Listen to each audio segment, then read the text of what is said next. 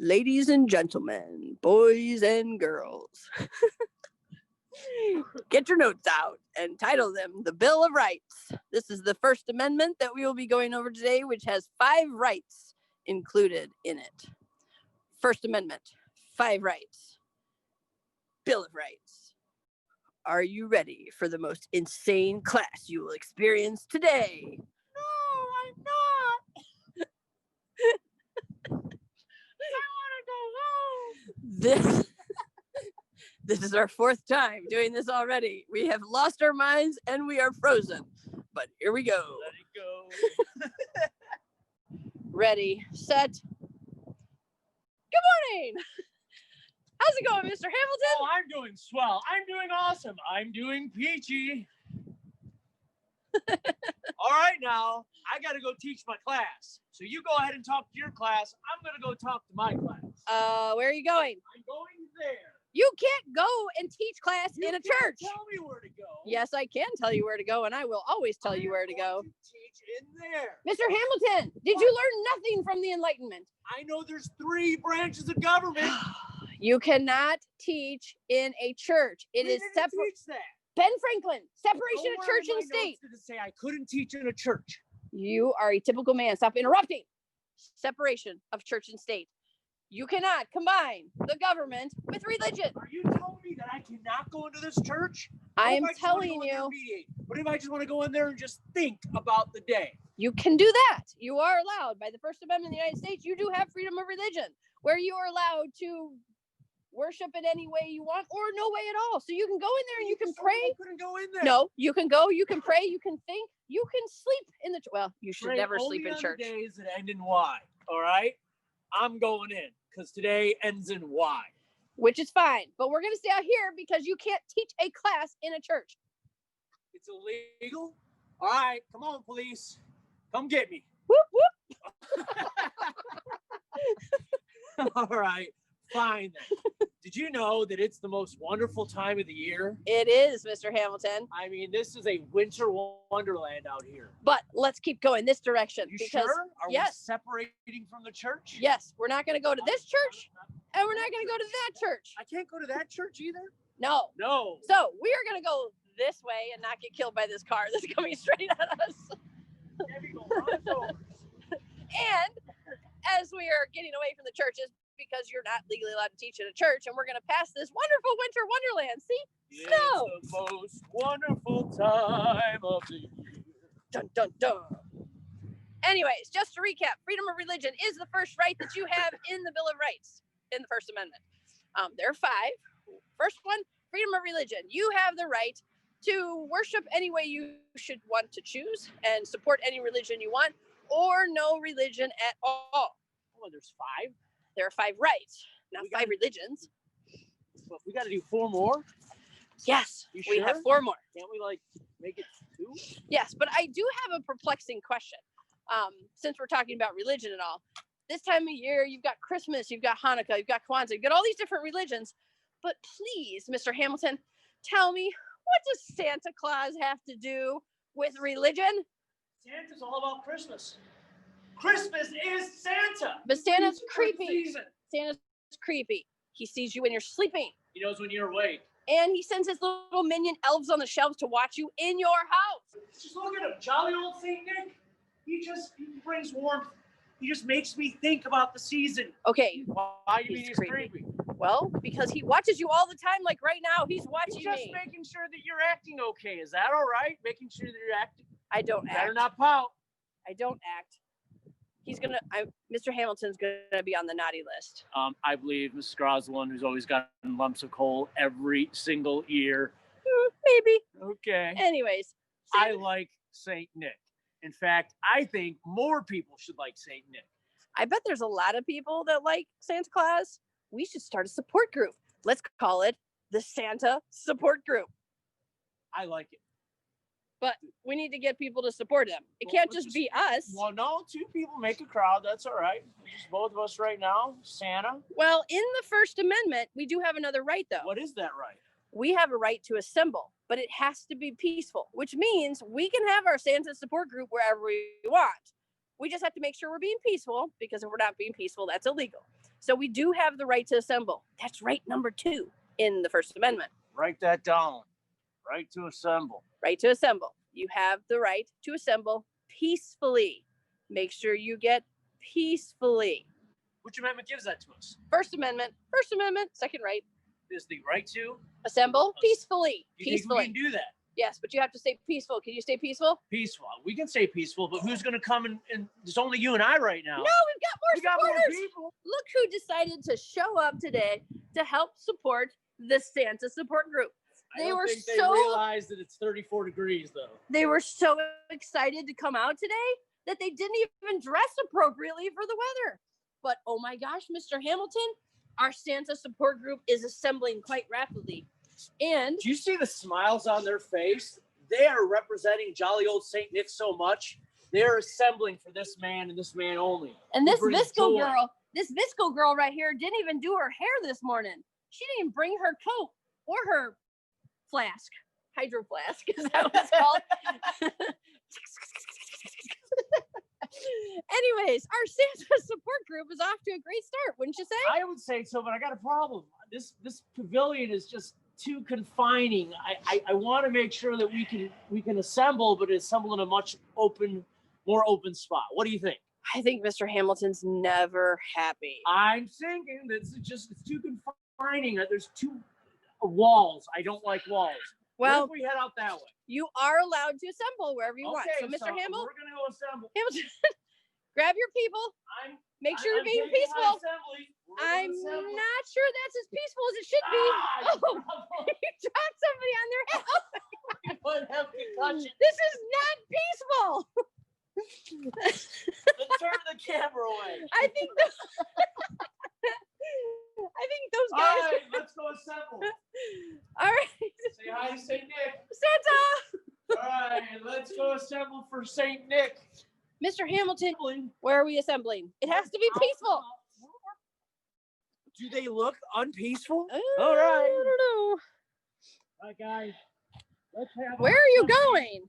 Here. Oh my gosh, that is not peaceful. What are you talking about? That is not assembling peaceful. You cannot assemble in the middle of a street. But it's much more wide out here. That's illegal. And because a car, like those cars, oh wait, those are our cars. When we get in our cars, then somebody's going to run them over and it's going to look like this. It'll be a mass murder. Assembly? That is not peaceful assembly. On the road? No, you cannot. Look, her head's going backwards. Well, it's dangerous. It's very dangerous and illegal. You may not assemble in a location that could cause harm to another person. That is illegal, but you can assemble as long as it's peaceful. However, you cannot crowd in the middle of the street. That is not an appropriate place to assemble. So the right to assemble, you have to be peaceful. You can't cause harm to anyone else. That includes no assembling in the middle of a street. That's dangerous and it could hurt a lot of people. But our supporters can come in this pavilion and they can support Santa. We are assembling for the big guy. Come on, big guy. So we now have 2 rights in the First Amendment: freedom of religion. You have freedom to assemble as long as it's peaceful. Make sure in your notes that you put assemble peacefully. That is the key word. You can't just assemble. You have to do it in a peaceful way. But sometimes when people protest, you have a cause. You have a reason to get together and assemble, which is great. Grab my handy dandy bag here. Sometimes you need to make a different sort of change, like going paper and pencil. Oh my gosh, this stupid bag. Why'd you need a bag? Well, why did you? I had to carry the pencil. No. These things are dangerous. These things are destroying Mother Earth. These things are wrapping themselves around sea turtles. They help carry my groceries. Oh, so you're willing to take a sea turtle's life to help carry your groceries? It's just one bag. 1,000 years. It takes 1,000 years for this thing to decompose so that you can carry around your oversized pencil. It's useful. This is not useful. Your point. I do like the sea turtles. These are bad. And I do believe that we should save the ocean and save the sea turtle. And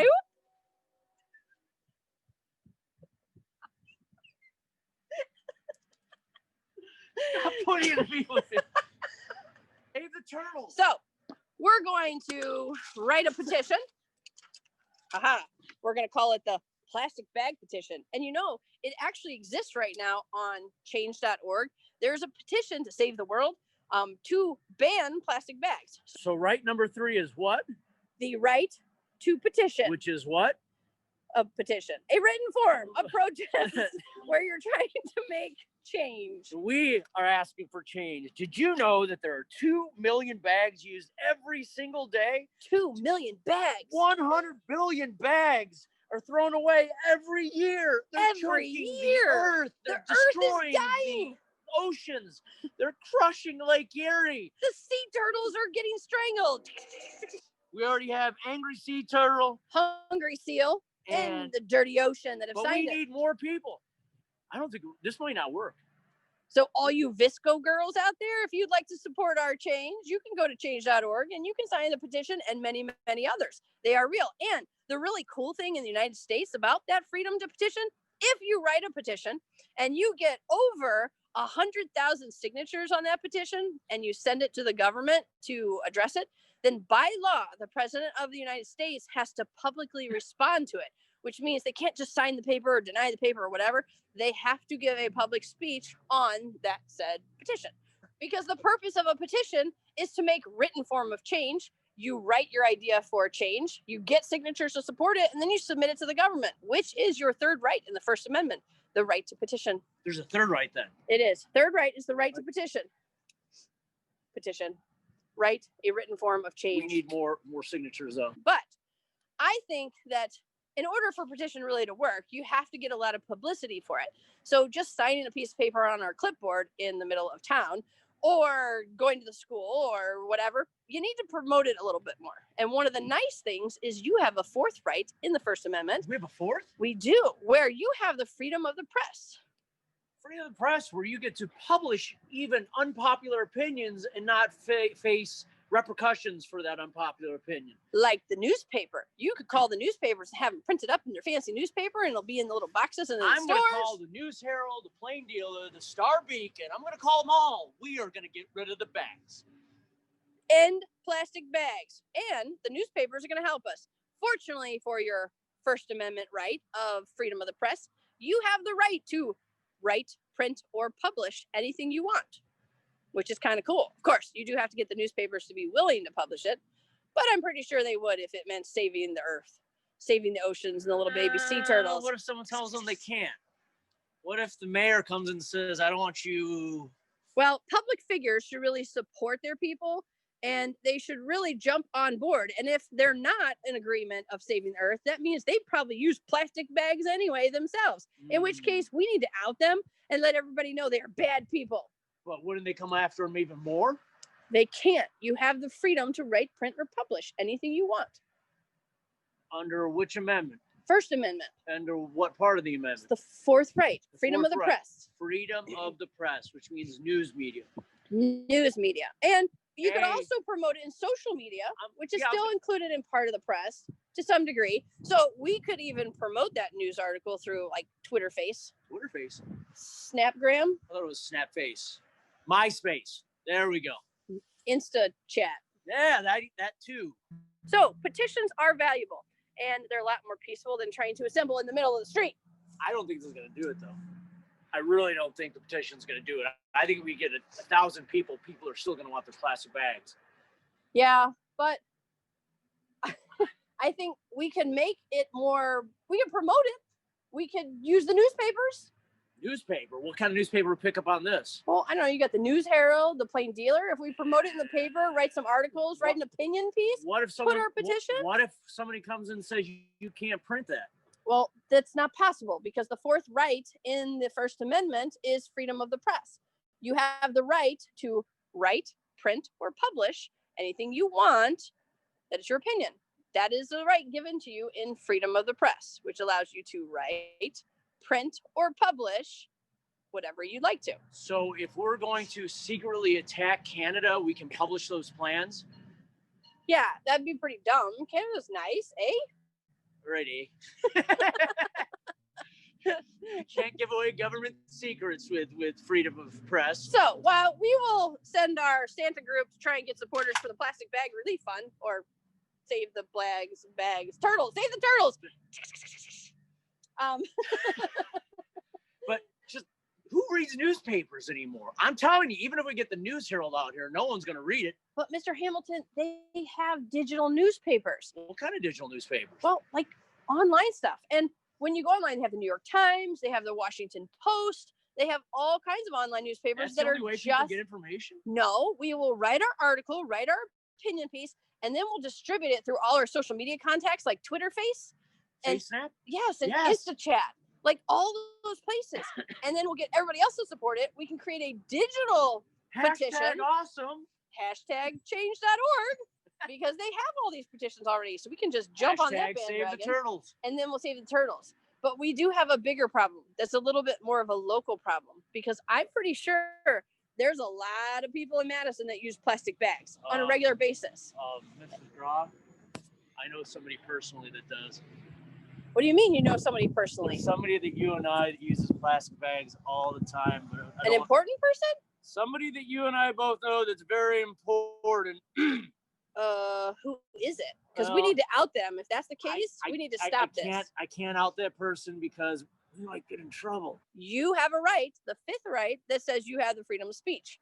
You can say whatever you want. Oh, Mr. Brady. Mr. Brady?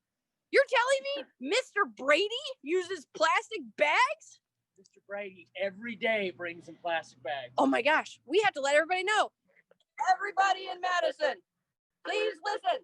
The Madison Middle School principal is using plastic bags. He's killing the earth, destroying the oceans. He uses plastic bags. He's killing the earth. He's a bad person because he uses plastic bags. He's destroying the earth. I wonder if we'll get in trouble for this. You think we'll lose our jobs? Oh, you didn't hear about. He's our boss. We just insulted our boss in the middle of town. Yes, we did, but we have that under the freedom of speech.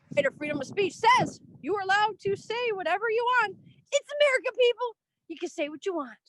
But you can't threaten anyone. You can't yell fire in a crowded theater. Or bomb in an airport. And one Supreme Court justice said the freedom of speech goes to where my fist touches your nose. Oh. And it is America. And like most kids your age always say, it's a free country. I can say whatever I want, which is true. However, that does not mean there are no consequences. For example, yes, we understand that we are insane. We understand that this is unorthodox, but we also know if you decide to go on social media and start chatting to all your friends about how crazy your American history teachers are, just remember there are consequences. And if we see it or hear about it, we will have a consequence, which means extra work. Oh, I'm thinking of essay questions right now. How much wood could Woodchuck Chuck Norris? And it doesn't matter what answer you give, it'll all be wrong. But you do have that freedom to say whatever you like.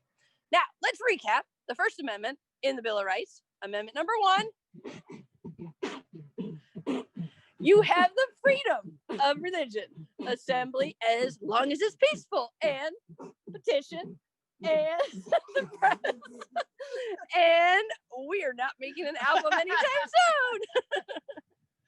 Freedom of religion, freedom of assembly, freedom of petition, freedom of the press, freedom of speech.